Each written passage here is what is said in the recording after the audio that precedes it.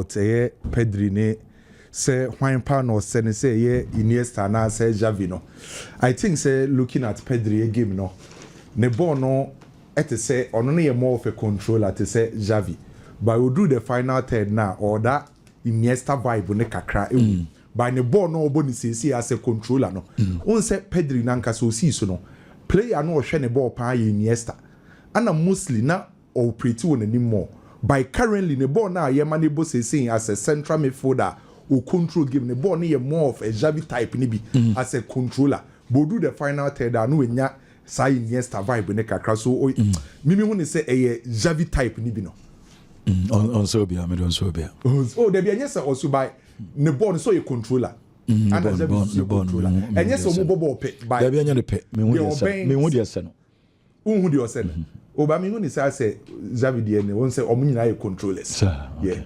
Omni controllers. But Xavi ni Iniesta be top player between but top Barcelona for the pala.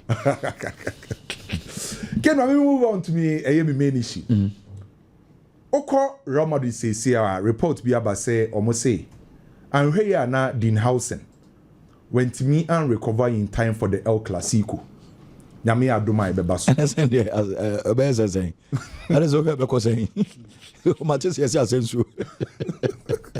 Eso went me amako asensu na ebo. Amako asensu na. Eso ne for na. Oh, that we three. But I would say almost say went me anya fit in time either say asensu na be replace ni na cheso ne military abo.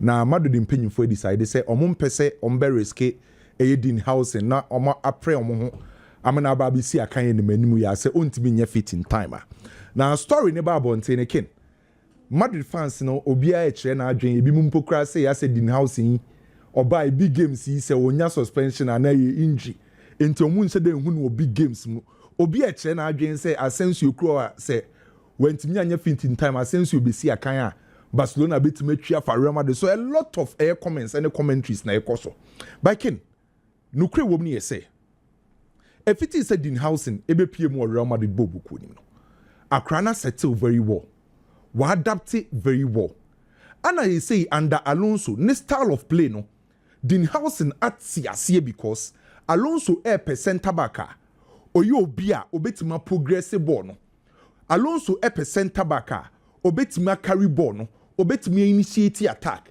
And if it is said Huijsen ebeshe Real Madrid setup nim and Alonso no o center back bakwa say oh yeah first level na betimi don say su waka say ono di obesha ase ne Huijsen because ni profile no suit Alonso style of play ne pepepe and they say wababa be ye key e dey ma Alonso and Real Madrid boboku no by kid say in case say ne ho antimi Anthony in time na wantimi ensi akan wo classico ni ma mene ma de mpanyimfo ya adwen say emomon risk no emomon pro mo ho enye se chenchina yen wone panema ne nkobo last season e bi to Real Madrid boboku no se obeka ya Rudiger na we prapa na Rudiger be hia time so obetena fie na wetimi dia recover na wetimi asa gain in strength any energy enim Rudiger benam se na Real Madrid ewo injury crisis Militao ACL David Alaba no wepraninti no e for say Real Madrid mpanyimfo say abranti e friend say Rudiger na ekwan bia so de bia na wose yetima ne kobobo no e affect Rudiger because nanko hia rest no timi dia recover wetimi recover do 100% but Real Madrid for e say chenchi na abranti no emfancy akan e affect abranti e friend say Rudiger but what take this season again Real Madrid dey compete with La Liga UEFA Champions League or compete e Super Cup no asa compete with Copa del Rey afini ya season ase Madrid about just 10 games the entire season in ko ba bia mejitu mu se classico ni hia Real Madrid for pa mejitu mu se last season the Barcelona the year Real Madrid no Madrid person mo ti omo ho enti se ube chia Barcelona ube try se obenya wo players ni nyina so be available for selection by ken nansen e ya three players no mu pra omu pra yo mu ba ya no ma say nya setback because omu nya time to recover enti se wo check matches do Real Madrid about this season na yenko ba bia se wutira nye ye na okorese Huijsen against Barcelona na okonya setback na afidi okotena fie acha o hwe the bigger picture na ebetima affect Real Madrid season no enti se enye just one match and e be define Real Madrid season no mejitum se Madrid etimi hye Barcelona o mani beje but we check the number of matches that Real Madrid for him. Now we check season baby a yenko baby na opera na brantie ne nye fit na wo se chenchina ye classic wo de ni kwa kwesi akan okonya setback na at a long round bigger picture no okotena future emfaso be na wo so enti to me meni mpanyimfo ne ya adwen say Dinhausen enye fully recovered na onye fully fit a emomon risk ne mfa ne nkosi akan against Barcelona omon try the bigger picture na brantie ne ntina fie no ntimi recover no onye fully fit no ntimi meboa Real Madrid bobuku no eni so omopre mu sesi se chinchina ye Dinhausen ekosi akan against Barcelona okonya setback a ebe big problem e de ma Real Madrid bobuku no anopa obeye story bi about Caicedo say Chelsea mpanyimfo say Caicedo ni ye untouchable no mo nyoma dwen dakra say Caicedo no omo beton sesi a no mo Chelsea mpanyimfo ni mpokra no ma decide say abrantie no ombema na improve contracts no wetimi atena Chelsea bobuku because ni age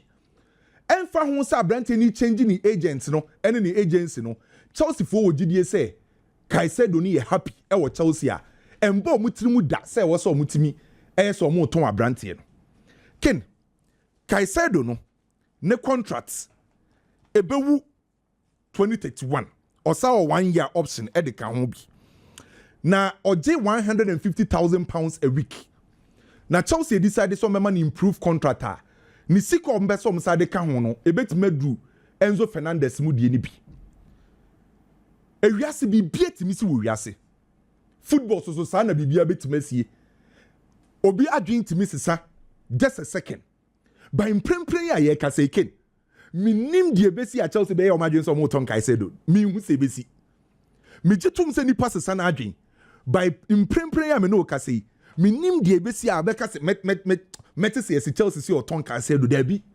because Chelsea so person build a team for the future no mutimi dominate English football no mutimi ba Europe be dominate and say who build the team the first thing I was will consider you say who key players who better maintain these players no team nim so person build a strong and a formidable side if it is a Caicedo free Brighton and better Chelsea set up nim no ken next season ye say ne uko Chelsea team nim now ka say who ka key players ubo ko Palmer the next player be team ye Caicedo net me grow to the level say ye ka key players our Chelsea set up nim a untimi mbonyi ni di mfam film.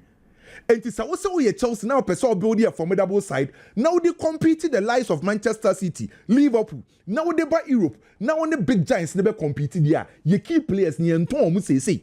So the first reason why I mean when they say Chelsea ebe jai Caicedo any possible any many muyano. Say team na Chelsea person building no Caicedo key And to say you walk at them say ne yes Chelsea be jai ko pa manako. Chelsea ntimi njai ko pa manu nko say the same thing applies to Caicedo because oye key at the match Chelsea team on person building. The second thing I be consider the current form of Caicedo. Say uko ewiase nyina na wo ka defensive midfielders omo form omo ti omo role na say Caicedo ka ho bi. Say obstructive midfielders na wo say uyi top 5 obstructive midfielders currently omo form untimi mbo nyi Caicedo fan film. And opada metie wo statistics on Caicedo our the top 5 major leagues in Europe. And as it stands now, there is no single player. As it stands now, top 5 league. Why most tackles as in Caicedo, most interceptions as in Caicedo. It show the current state and the form of Caicedo. And to we about Boko to say Chelsea. Now a player currently he's one of the best midfielders. We are saying I don't know what's Ujino. Let's not forget our 23 years old. Apart from the form, a Chelsea present or and at 23 years, Obetima bought at the highest level the next 5 years, or say your future. And our Chelsea team currently say now, the impact on and off the pitch. And it's a who considers our factors when you can make a extremely difficult. So we be convinced me say Chelsea be jai Caicedo or your one player or your Chelsea players or dom akuma sunibi. There is no way as it stands now. Say Chelsea be jai Caicedo. So we jai mu and Chelsea for home be your mama until say Caicedo na beka say Chelsea no mimbo bi ma na say obi di escabia untimi and rejected by as it stands now Caicedo so free Chelsea no I don't see say it possible. Omo kobusa Eric Garcia our Barcelona team nim nyina say players our Barcelona nyina no hwan pa na ye underrated and ye nyina nim say player ba ko ye underrated power Barcelona ye Eric Garcia but ken yebusa Eric Garcia say when he underrated wa Barcelona setup no. O say Frenkie de Jong. Ano ye underrated wa Barcelona. Na adie we minti ase. From Monday ebesine. Every single player of Barcelona biano can in some of mukafa Frenkie de Jong no because I would check it and some uncle for trophy Frenkie de Jong. Now would see the Barcelona players ni coaches ne kafa Frenkie de Jong entirely. It seems that Barcelona coaches and players no the of Frenkie de Jong no enya sana supporters no do no. It seems I say Barcelona fans be home ni say Frenkie de Jong no ne level ni any strosa. But we say players no money say abrante any ball no bon e was so pay. And so what na say now relax it. Now we have factual and critical analysis ah. We better the reason why Barcelona players name for Frenkie de Jong and fancy form. The reason why Omoka so here underrated as a footballer de Barcelona. Under Hansi Flick. About 3 midfielders. Baku eye deep original defenders nenim. Mostly eye Frenkie de Jong no operate to Osaru. Ana baako eye controller eye Pedri. Ana baako ebo as an attacking midfielder. Either so bebo Dani Olmo. Ana so bebo eye Femi Lopez. Sa 3 midfielders we ana Papa friends Hansi Flick yusu.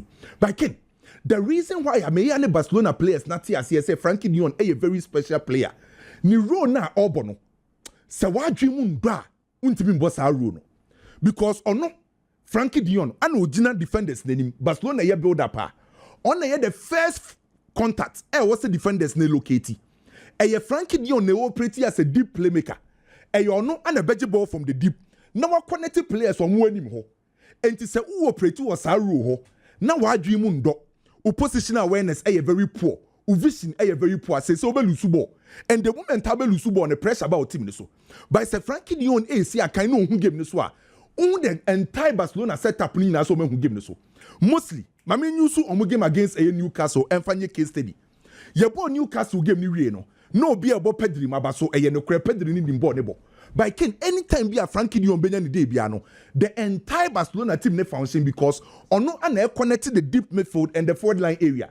Se Frenkie de Jong echo offer e affected Pedri. Frenkie de Jong echo offer e affected the forward line players of Barcelona. And it's how role now Frenkie de Jong bon currently meaning Barcelona player obetima operate to us role better than Frenkie de Jong. And it's Eric Garcia because the most underrated player of Barcelona is Frenkie de Jong. Metinasi because Barcelona bubble game be a no ye bola me yama odin because obemu wani aje. Maybe ye bubble Rafinha di obeye adwuma no Pedri be control game no. By nipa ya dwen hye dan kono so no e brand your friend say Frenkie de Jong. And my last story ebeye Manchester City about Donnarumma. Osi obai no settle very well bibi ekoso yi. Ken Pep Guardiola is a smart coach. And reason here is simple. Yenim say Pep ball playing goalkeeper. But when we say in Manchester City actually hono, omo consider a lot of chances. So me consider a lot of chances. Again, there was a mehwehwe. E was me pe a shot stopper. Goalkeeper, edru di mu eden a obe save Manchester City. When an agi save of the month, e Donnarumma. Oba ye few opportunities and few games awabono. Check the number of saves awaye. And to Pep Guardiola him say and who nyasa was a couple ball playing goalkeeper. But was a couple goalkeeper or bet dominating game diamano using the hands and Donnarumma one goalkeeper again. So Manchester City bet ma compete this season ni influence key because saves are hold obey the Man City no. Okay. Man City bobu. Na one Pep jina no height no. Was saying Pep. Yeah, say Pep Krabeka. Kwano others embrace na mo goalkeeper say not here. I just saw what super. Oh, you huge. Ken, me that say. Na let me continue from where Kwame didn't come on. The chassis free, you know. Na minka just a minute. Na me rami 7 minutes. See, me say Spain La Liga for no. They have a nice way of selling their products. The Pedri, Iniesta, Xavi comparison, no. It is good. Now, my main cast I'm shocking. Between 2004 to 2009, na Barcelona ya die bia na omuta dibiti Real Madrid pa. You see, those days Barcelona bought 4-3-3. Real Madrid bought the same 4-3-3. Now what do you mean? Barca betimi ahye midfield na bia do bia 2006 Ed Milson, Deco, Van Bommel. Winger no 2 wings no na or the man midfield aba be show. Normally, ne tie Iniesta. Mami the reason is say you know about 4-3-3 meaning is a midfield in 3-3. But Barcelona always want to dominate, so there is always one extra player. In between 2006, 2007, 2008, Iniesta mostly now operating from the left wing. Time Yaya Toure buy, Yaya Toure na Deco, Xavi, no Iniesta go to the left wing. But what let me show you say? Pep Guardiola buy Okofa, Keita buy, Otimi bought Busquets, Keita, Xavi, midfield, Iniesta, left wing. Any game they want to dominate. Mekadi Studio say, what I said, Tama Xavi, Eba, Barcelona as the head coach. No, you saw Gavi as the left wing. Okay. No, you saw Gavi. The whole idea was to bring that Iniesta vibe. Yes, that's a game now. Or boss a left winger. Ye controlling game now. Or bet drop ya banfifi. But Gavi and Simia Nyesa. Because the Studio say, you see, Iniesta was molded in as an attacking midfielder. And obe ropi in midfield into the attacking instance wonimu kakra. Xavi was a defensive midfielder. You can't say go be replace Pep Guardiola. And also Sambaye number 8. Into also so is cast in the mode of more of a controller. Into say see a Jume na Pedri no na Xavi those days. But what you say? Because Barcelona number 4-2-3-1, number 4-3-3. It is Iniesta and Xavi number as a double 8. But double 8, back way advanced. I told you about drop it back. But see a Jumadi, and yes, some way and yes, a comparison. But a Jumana Pedri and no those days na Xavi Inti the but they don't look alike. In fact, they don't play alike. Bonus Sankra, but say a Jumani dear sanity. Yeah, Ken. As some person make an some way controversial, but you see, I think say Barcelona, there are lots of chaos the way they communicate to their supporters. A lot of chaotic information. Obia deni dear ba contradictory statements. The difference between Barcelona today and Real Madrid, I think say Madrid communicates well. I tell you Barcelona, tell me ye. Real Madrid for almost stadium now we see Benabao no. Afi ben no chassis. And afi ben no wiye. Almost start say be 2019 mo baby o. Enya nansia no wiye. It took them over 4 years. Meboa. Omo stadium no between 2000 to 2010. Omo kwaye omo annual general meeting. And omo ba said they've spent over 200 million on renovation. Inti sadia yen kope Bosnia ne yen stadium ni ye yen renovation ni ye. Inti the annual general meeting they decided it's okay. We'll go and fetch for sika from extra sources bank yen kwaji sika. Ken Madrid for estimate say omo spend over 1 billion euros at their renovation. Ken 1 billion no Bosnia no mo bomu miensa me pesa me ka some edisi some so omo bo Bosnia ni mo miensa. The first one was over 500 million yankoye first phase no omo ye kono no mo se dabi scanenzo and omo san so ko bio ekobo 225 million and so and almost sounds so called bio into bus and all but that's over 1 billion. And on the stadium. She it's the same Busiabo and a Barcelona abo at this stadium. But what is the communication between the two? Madrid they are doing their own thing. Stadium no. Yenya botre ma papa ne ensi ni stadium and Madrid supporters ni nya botre and we see stadium ne kama Barcelona to omu stadium 2 years mu ani o meboa ekeka ko 3 years problem be na esi Madrid Busiani from US companies or JP Morgan. Barcelona Busiani from 20 companies. Nina keke kabom and over 1.45 billion and a diesel stadium. Barcelona no Omokrano companies they say until say stadium no ombe use no Busiana makwaje no you don't need to pay. Inti the payment starts from the very first day Barcelona will play football there. Problem be any ho. 2 years, all year renovation, 1 year. I think you say, inka normal because Barcelona stadium no so. That's what I'm about. It's a problem, Ben. And so communication and ye near Bani di La Porta tam La Porta Simunya Boche Akakakra. It is too much. I think they are not communicating right. Tell your player, tell the supporters to say, Adiana, the stadium is huge. So, who need time? But as people every day, now you're subject to Barcelona stadium need to radical. Meanwhile, it is not easy. Stadium no in 2 phases. First phase, they say, on by a capacity of 27,000 and we much go. Phase 1B and it said on by 45,000 or what omechum. Phase 1C 60,000 and unkonya no my area no say your phase 2 na apatie and no na on by the apatie no esoro unkonya na ho no ma rufi ho kakra e de aka ho. That is the phase 2. That is where they are at the moment, yet they are not communicating. Communication about bontin so stadium ni area and sir, please, they should communicate well. Barcelona are not behind time. They are not behind time at all. Asamba Barcelona one. Essence information no doors unti na hey no omase case. But the president na nkasa beka so mawi aka document. Yenu aba na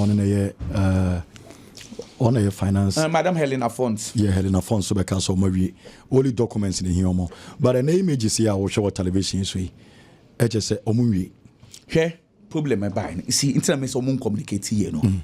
We no ka so mowie no so omowie phase 1B. Phase 1B ni say on be nkonwa mako 45,000. No mo dey host games. The idea ni say nka yenya 1B ni wie ye 45,000 ni wie a na host games. They said the Santiago Bernabeu no mo because Madrid Stadium they were playing games whilst they were doing. But omo dey call in mpanyimfo na njantum because omo say nyema ni bi ho mo wie ye. Inti Barcelona can omaka say ye wie no na nye so we stadium no we parts of the face but one kasa o man chemu ye and supporters no shema me kasa mcho Barcelona levels hey Barcelona ton o japade Barcelona for ahia shema me kasa mcho. Let me tell you the truth. Mama, one example pen memo because of time. Company bi America friend is 6 streets company Ken Real Madrid 360 million. Uadajia, go and Google it and read it because of time. 360 million. Says Santiago Bernabeu no. Almost so ato pata on by a premium seats near there. 360 million. Me bacho what's a who did Kent, I think said there is a Pemami 6 streets and Real Madrid. To said yeah Wako Barcelona now ye discuss VIP seats. Barcelona koton mu VIP seats. Hey Barcelona for here and blah blah blah blah. See streets. They did same with Real Madrid. If I can't patch up mami pa. Oh Adaja, go and read it.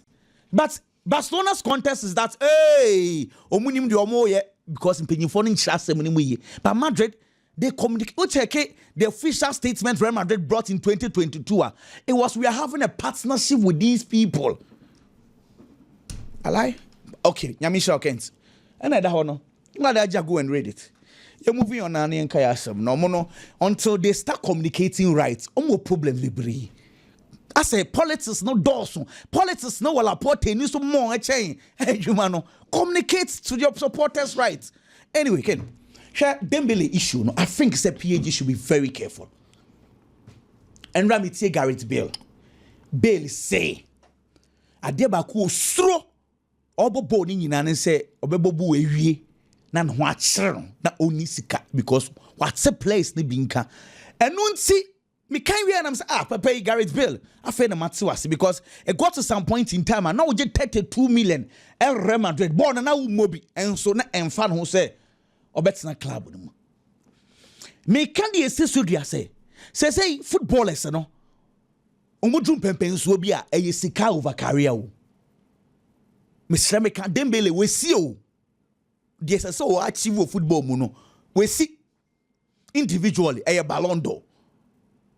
Inti the conversation is that say watch Ballon d'Or na wia I was so pesika kakra de mano at the moment he's the highest paid player our Paris Saint-Germain oji 18 million and on sika no person mo de 30 PG for say 30 there see you move from 18 million to 30 ya automatically you are telling the rest of the players to say obia meje aketuantum which PG want to avoid because the 2 years in here PG are labor if they have suffered very well say on bet on wage bill so because Messi Mbappe Neymar Mbappe not just 72 million afibia Messi not just 63 million euros afibia Neymar not just 53 million euros in fact for 1 year now Paris Saint-Germain wage bill 348 million say on match so akọ 147 million into 2-3 years in here a deliberate attempt to reduce the wage bill of Paris Saint-Germain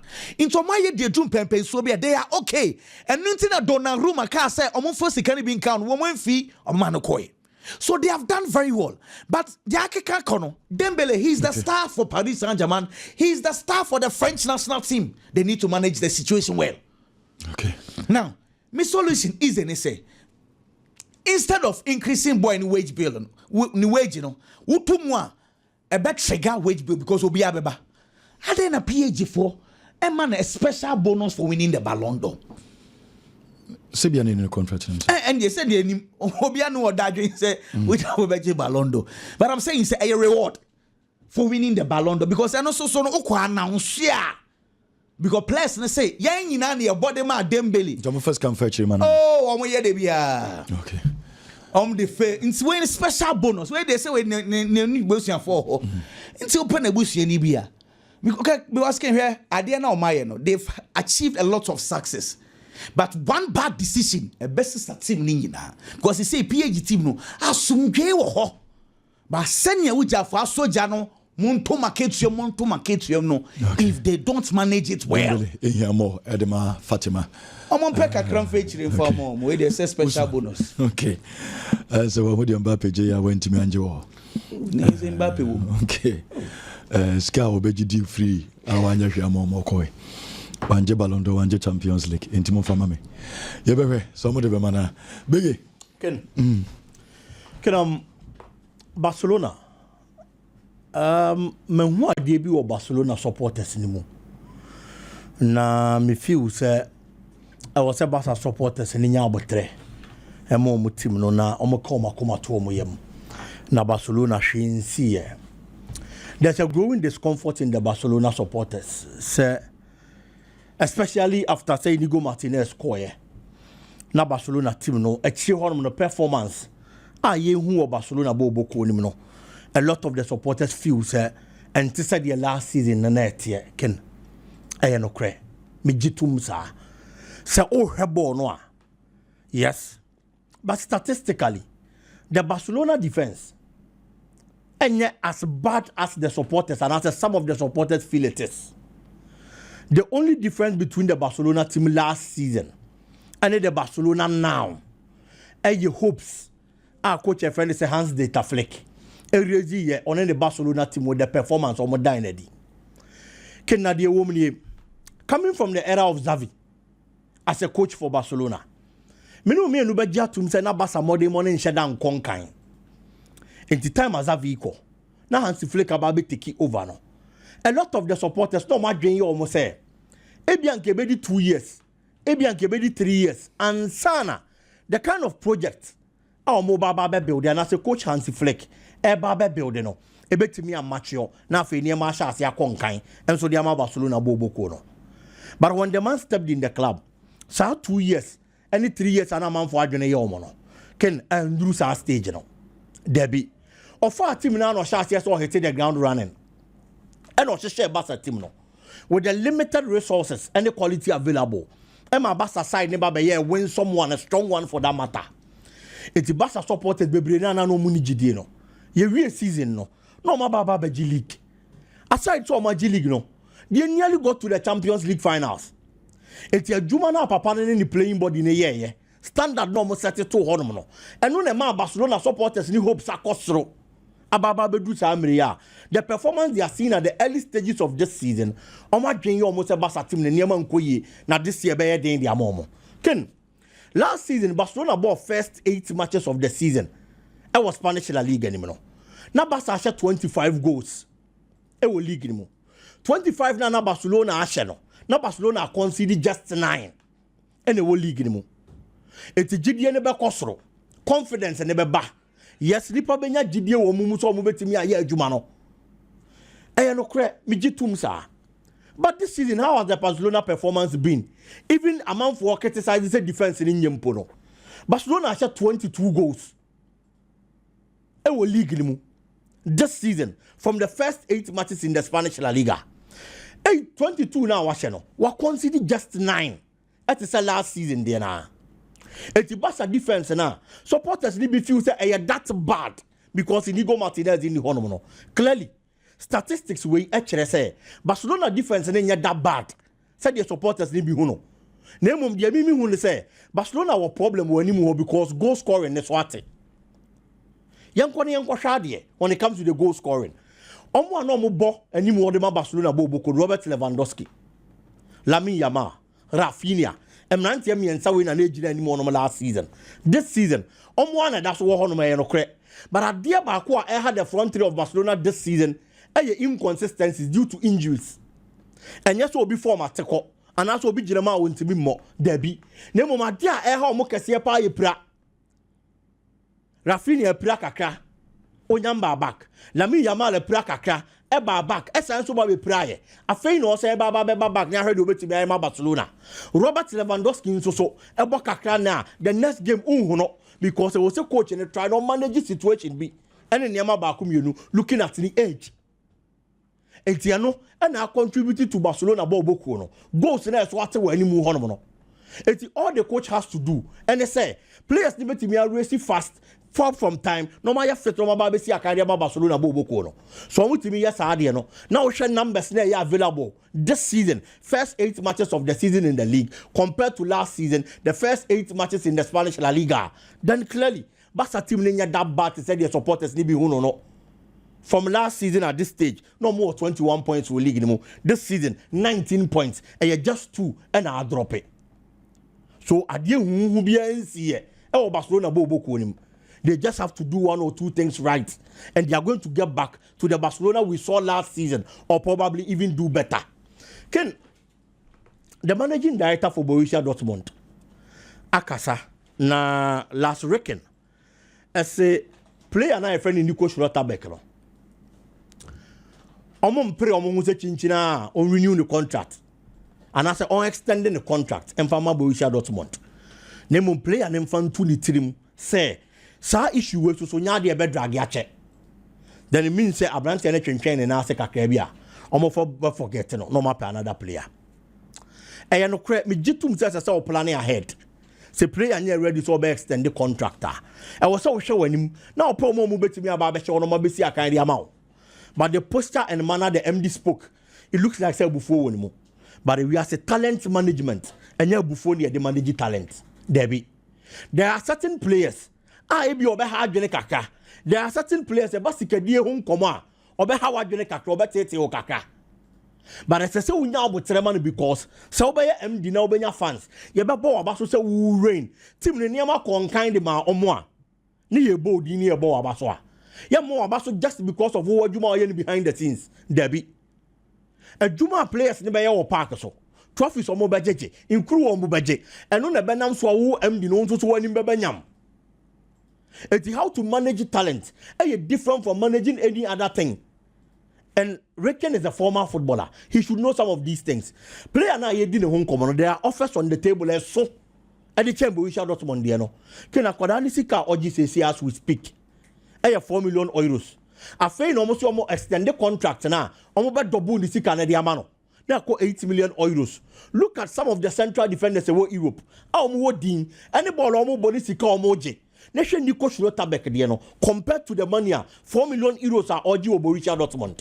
If their offers beba, if you are born say beba, monetary wise, say see I tell Bayern Munich peno. Ya tell Liverpool nya na ope. Now no other Barcelona di benenemu. All these clubs financially almost some more thing. A chain Borussia Dortmund. How mo betimi atua more than wo die no. How dey ma akwada ni say see ah. Aside financial issues no. Trophies are player beje. I be money mu ayedu. When it comes to trophy winnings. Clubs wey nyina ben kru agye a chain Borussia Dortmund. Dortmund is here. Any stand no. So betimi age Champions League says here. So betimi age even the Bundesliga says here. Me no work say. Looking at the kind of a Juma company and the Bayern Munich air. And this whole person keep talent no see a kind of mawa. And we so who can first approach situation no. No what me call me play and down. No extend the contracts in the amount. And yes I dey. Obo we are the contract in June 30th 2027. Cash in on the player. No man in do sika if I show bottom. Kin ka krebi on Martinelli.